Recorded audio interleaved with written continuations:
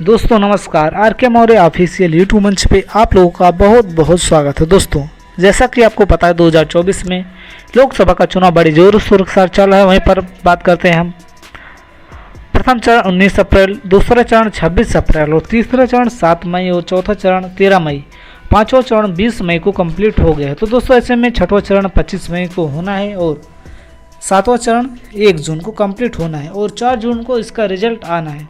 तो दोस्तों रिजल्ट आने से पहले बहुत सारी कंपनी अपनी ओपिनियन पोल जारी कर रही है। वहीं पर दोस्तों एक लेटेस्ट अपना ओपिनियन पोल आ चुका है। कौन सी पार्टी किस राज्य में कितनी लोकसभा सीटों के साथ आगे बढ़ रही है, इसका हम आपको ओपिनियन पोल लेटेस्ट नया सर्वे आ गया है, उसको हम बताने वाले हैं। तो दोस्तों आप लोग वीडियो में पूरा लास्ट तक बने रहिएगा, क्योंकि जब तक आप वीडियो को पूरा देखेंगे नहीं तब तक आपको पता नहीं चलेगा कौन सी पार्टी कितनी लोकसभा सीटों के साथ आगे बढ़ रही है। तो दोस्तों हम शुरुआत करते हैं प्रथम राज्य के। दोस्तों कौन सी पार्टी कितने लोकसभा सीटों के साथ आगे बढ़ रही है, जो कि आता है हमारा पंजाब। पंजाब में दोस्तों टोटल 13 लोकसभा सीटें आती हैं, जहां पर एनडीए को यहां पर 1 लोकसभा सीटें मिलती हुई दिखाई दे रही हैं। वहीं पर इंडिया गठबंधन को 10 और 2 सीट अन्य के खाते में जाती दिख रही है। तो दोस्तों ये रहा पंजाब का हाल। इंडिया गठबंधन काफ़ी मजबूती के साथ दोस्तों पंजाब में चुनाव लड़ रहा है। वहीं दोस्तों हम बात करते हैं छत्तीसगढ़ की।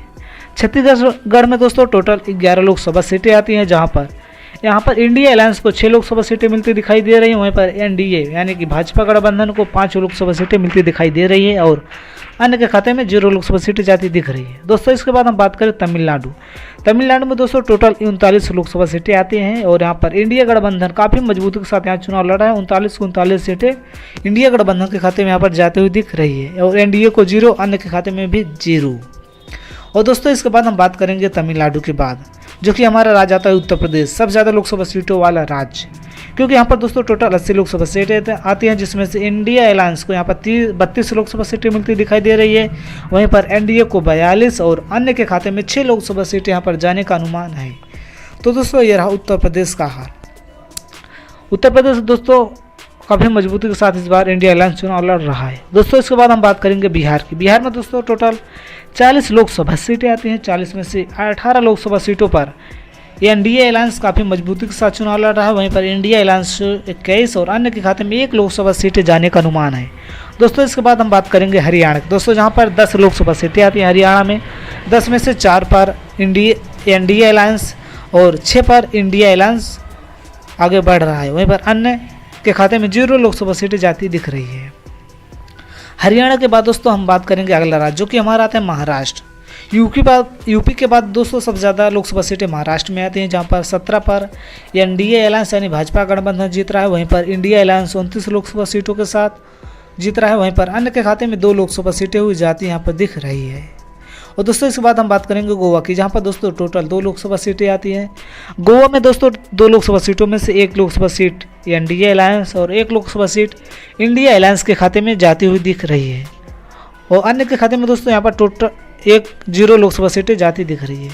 दोस्तों इसके बाद हम बात करेंगे मध्य प्रदेश की। दोस्तों मध्य प्रदेश में दोस्तों टोटल 29 लोकसभा सीटें आती हैं। मध्य प्रदेश में 29 में से एनडीए अलायंस भाजपा गठबंधन को 15 लोकसभा सीटें, कांग्रेस गठबंधन को 14 लोकसभा सीटों के साथ यहाँ पर बढ़त मिल रही है और अन्य के खाते में 0 लोकसभा सीटें जाती दिख रही है।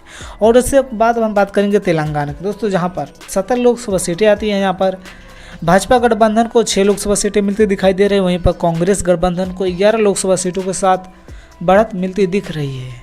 दोस्तों ये रहा तेलंगाना का हाल। अन्य के खाते में यहाँ पर 0 लोकसभा सीटें जाती दिख रही है। दोस्तों तेलंगाना के बाद हम बात करेंगे जम्मू कश्मीर की। जम्मू कश्मीर में दोस्तों टोटल 6 लोकसभा सीटें आती हैं। जम्मू कश्मीर में 6 में से 3 पर कांग्रेस गठबंधन जीत रहा है और 3 पर भाजपा गठबंधन भी जीत रहा है और अन्य के खाते में यहाँ पर 0 लोकसभा सीटें जाती दिख रही है।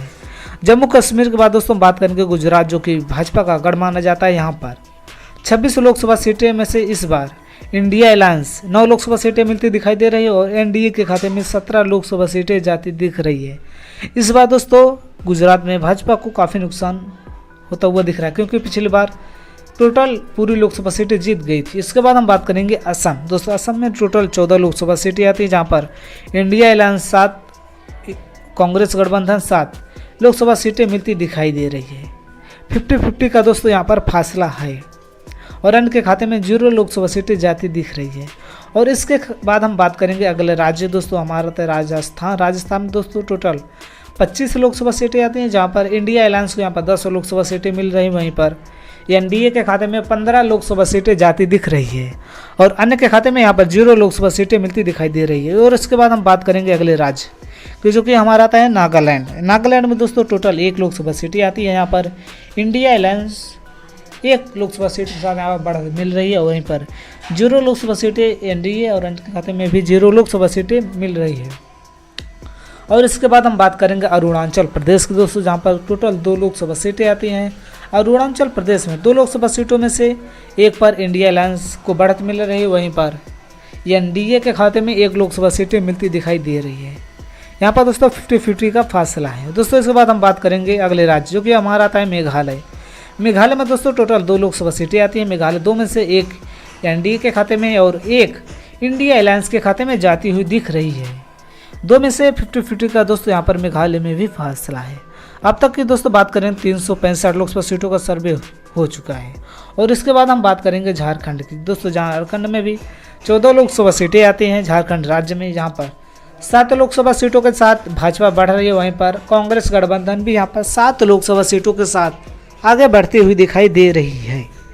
और इसके बाद आप नज़र मान लीजिए पुडुचेरी की।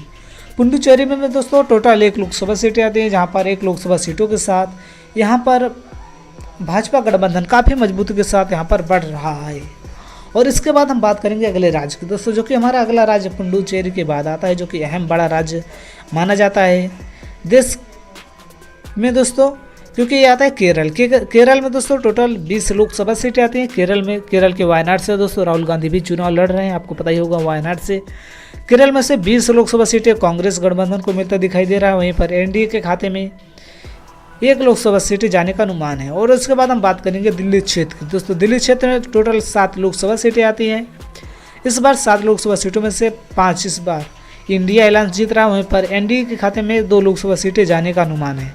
और दोस्तों बात करें पिछले बार यहाँ पर 7 लोकसभा सीटें भाजपा गठबंधन जीत गया था, लेकिन इस बार चुनाव बदल चुका है, चुनाव का मोड़। वहीं चुनावी मोड़ की बात करें दोस्तों, हिमाचल प्रदेश में टोटल 2 लोकसभा सीटें इंडिया अलायंस और 2 लोकसभा सीटें एनडीए के खाते में जाती दिख रही है। टोटल यहाँ पर 4 लोकसभा सीटें हैं। 50-50 का दोस्तों यहाँ पर भी फासला है। और यहाँ पर इसके बाद बात करेंगे पश्चिम बंगाल की दोस्तों। पश्चिम बंगाल में दोस्तों टोटल 42 लोकसभा सीटें आती हैं। पश्चिम बंगाल में 42 लोकसभा सीटों में से 2 लोकसभा सीटें एनडीए के खाते में मिलता दिखाई दे रहा है और 33 लोकसभा सीटें इंडिया अलायंस के खाते में जाते दिख रहा है। यह रहा दोस्तों पश्चिम बंगाल का हाल। यहाँ पर इंडिया अलायंस काफ़ी मजबूती के साथ चुनाव लड़ रहा है। वहीं दोस्तों हम बात करेंगे उत्तराखंड में दोस्तों। उत्तराखंड में दोस्तों टोटल 5 लोकसभा सीटें आती हैं। 5 में से दोस्तों 3 पर इंडिया अलायंस यानी एनडीए अलायंस के खाते में जाती दिख रही है और 2 पर इंडिया अलायंस यानी कांग्रेस के खाते में 2 और भाजपा के खाते में 3 लोकसभा सीटें यहाँ पर जाती दिख रही है। और दोस्तों इसके बाद हम बात करेंगे मणिपुर की दोस्तों। मणिपुर में दोस्तों टोटल 2 लोकसभा सीटें आती हैं। मणिपुर 2 लोकसभा सीटों में से 2 पर इंडिया अलायंस को बढ़त मिल रही है, वहीं पर कांग्रेस गठबंधन को यहाँ पर 2 और भाजपा गठबंधन को 0 लोकसभा सीटों के साथ यहाँ पर संतोष करना पड़ रहा है। और मणिपुर के बाद बात करेंगे आंध्र प्रदेश की दोस्तों, जहाँ पर 25 लोकसभा सीटें आती हैं लोकसभा की और 25 में से इंडिया अलायंस 11 लोकसभा सीटों के साथ बढ़त मिल रहा है और एनडीए के खाते में 5 और अन्य के खाते में 9 लोकसभा सीटें जाने का अनुमान है। और इसके साथ हम बात करेंगे अगले राज्य की दोस्तों, जो कि आता है कर्नाटक। कर्नाटक में भी दोस्तों इंडिया अलायंस को काफ़ी मजबूती के साथ यहाँ पर पकड़ बनाई हुई है। 28 लोकसभा सीटों में से 19 पर कांग्रेस गठबंधन, 9 पर भाजपा गठबंधन जीतने का अनुमान है, वहीं पर अन्य के खाते में 0 लोकसभा सीटें जाने का अनुमान है। कांग्रेस काफ़ी मजबूती के साथ दोस्तों आगे बढ़ती हुई दिखाई दे रही है। और इसके बाद हम बात करेंगे अंडमान की दोस्तों। 6 लोकसभा सीटें आती हैं अंडमान में और यहाँ पर 4 लोकसभा सीटें एनडीए अलायंस जीत रहा है, वहीं पर इंडिया अलायंस 2 लोकसभा सीटें जीत रहा है। 6 लोकसभा सीटों में से कांग्रेस गठबंधन इस 2 लोकसभा सीटों पर ही सिमट रही है।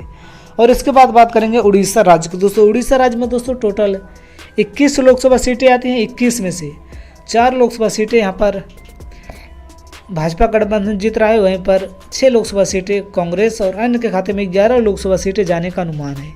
और इसके बाद बात करेंगे त्रिपुरा की दोस्तों, जहाँ पर त्रिपुरा में 2 लोकसभा सीटें आती है। त्रिपुरा में 2 लोकसभा सीटों के साथ 1 लोकसभा सीटें भाजपा गठबंधन और 1 लोकसभा सीटें कांग्रेस गठबंधन यहाँ पर जीतता हुआ दिखाई दे रहा है। तो दोस्तों ये रहा टोटल 543 लोकसभा सीटों का सटीक सर्वे, जिसमें से एनडीए को 2 लोकसभा सीटों पर जीत हासिल मिल रही 202 और कांग्रेस गठबंधन को 310 और अन्य के खाते में 31 लोकसभा सीटें। तो दोस्तों आप लोग कमेंट करके बताइए आपके क्षेत्र में, आपके राज्य में कौन सी पार्टी कितने लोकसभा सीटों के साथ आगे बढ़ेगी।